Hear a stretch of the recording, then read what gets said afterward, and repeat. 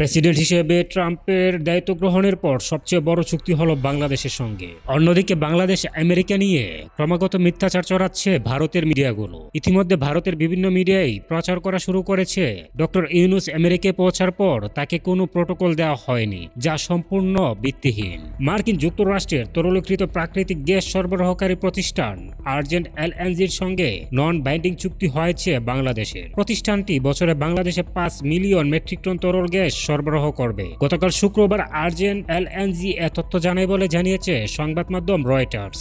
বার্তা সংস্থাটি বলেছে, প্রেসিডেন্ট ডোনাল্ড ট্রাম্প দায়িত্ব গ্রহণের পর এটি যুক্তরাষ্ট্রের গ্যাস সরবরাহের সবচেয়ে বড় চুক্তি। ট্রাম্প ক্ষমতা গ্রহণের পর ঘোষণা দেন দেশটিতে জ্বালানির অনুসন্ধান বাড়াবেন তিনি। বাংলাদেশের সঙ্গে আর্জেন্ট এলএনজির চুক্তি প্রমাণ করছে ট্রাম্প প্রশাসনের উপর এই খাত সংশ্লিষ্টদের আস্থা রয়েছে। আর্জেন্ট এলএনজি লুজিয়ানাতে 25 million metric ton per annum অবকাঠামো তৈরি করছে, যা তাদের সরবরাহ ব্যবস্থাকে অনেক শক্তিশালী করবে। যেসব দেশের সঙ্গে যুক্তরাষ্ট্রের মুক্ত বাণিজ্য চুক্তি নেই, সেসব দেশে গ্যাস পাঠানোর ক্ষেত্রে মার্কিন জ্বালানি বিভাগ লাইসেন্স প্রদান স্থগিত করে রেখেছিল। তবে গত সোমবার ক্ষমতা গ্রহণের পর নির্বাহী আদেশের মাধ্যমে এটি রহিত করেন ট্রাম্প, কারণ তিনি বিশ্বব্যাপী যুক্তরাষ্ট্রের গ্যাস সরবরাহ বাড়াতে চান। বর্তমানে বিশ্বের তরলীকৃত প্রাকৃতিক গ্যাসের সবচেয়ে বড় সরবরাহকারী দেশ যুক্তরাষ্ট্র, কিন্তু তারা 2028 সালের মধ্যে সরবরাহের পরিমাণ দ্বিগুণ করতে চায়। লুজিয়ানার পোর্ট পোর্সনে আর্জেন্ট এলএনজির অবকাঠামো তৈরি সম্পন্ন হলে তারা বাংলাদেশের পেট্রোবাংলার কাছে